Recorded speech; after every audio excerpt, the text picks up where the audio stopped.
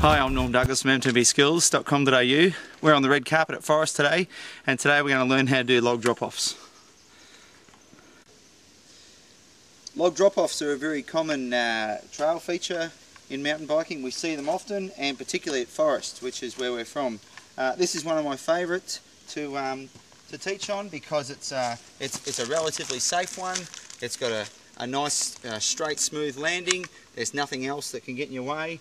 And it's even got some form of a variation where we can have a lower spot and a higher spot. The other reason this particular one at Forrest is a very good one to learn on, and if you've got one like this near your home, maybe it's a good one to learn on, is because there's absolutely no lifting or raising your front wheel to be done. It's simply all we're going to do, and I'll explain it a little bit, is we're just going to let the bike launch off the drop off and we're going to land. And you can actually see that the landing is actually on a downslope as well. So we've got a nice smooth entrance here, a little bit of a kick and a downhill landing. So it's a very, very good, safe drop-off to learn on. In any mountain biking, often the position you want to avoid as much as you can is that position there when your bike's pointing down. It's nice and fun, it makes your bike go fast, but it can sometimes get you into trouble. And that's what can happen in a drop-off here, where if we don't do something with our body position in our bike, as we leave the drop off, the front wheel will drop down, and already we're in that position. If we left our weight over the middle of the bike, which is where we'd probably be back there, if we left our weight here, now our weight's shifting over towards the front of the bike. Our suspension will compress, generally our weight will go even more forward, and then you can see what's happening to the back of the bike. It's just starting to lift up. That's what we want to avoid. So what we want to try and do is allow the bike to travel in the same trajectory it would have done if the drop-off wasn't even there. To allow the bike to land somewhere about here, almost both wheels together, if not just a little bit of front wheel first, as if that drop-off wasn't even there.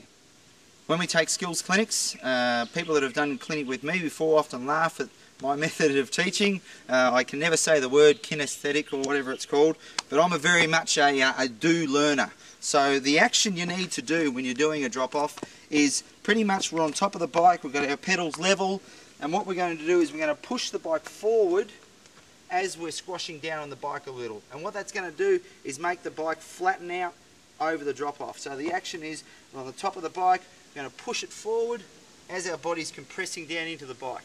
And that's going to keep the bike nice and flat. Let me show you what it looks like off here.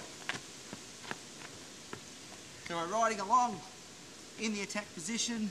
We get to the top, we're going to push the bike forward, which is going to make the bike flatten out through the air. And as we land, the suspension's going to give a little, and we're going to pull the bike back towards us and then continue on. The most important thing with any type of jump of this type, or for that matter, a lot of things that we do in mountain biking, your vision is probably the most important tool you can use. And that is, where you look is generally where your bike's going to go. And in this situation where we've got a drop off, what we don't want to be focusing on is the drop off itself. What we want to be focusing on is where we want our bike to go. Let's have a look at that. Okay, so the biggest mistake a lot of people make is they focus too much right here on the drop off. So I'm coming along to the drop off.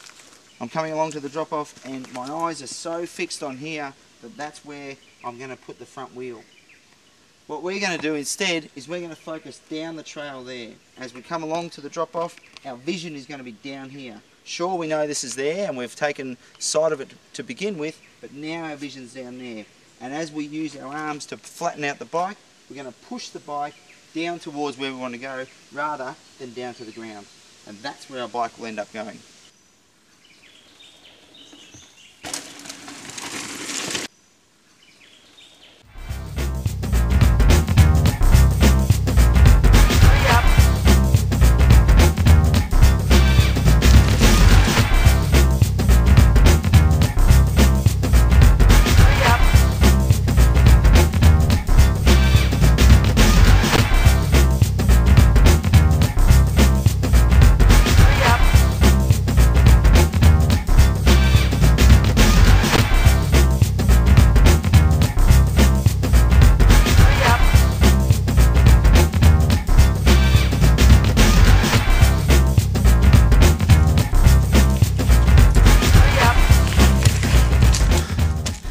So that's how to do a log drop off.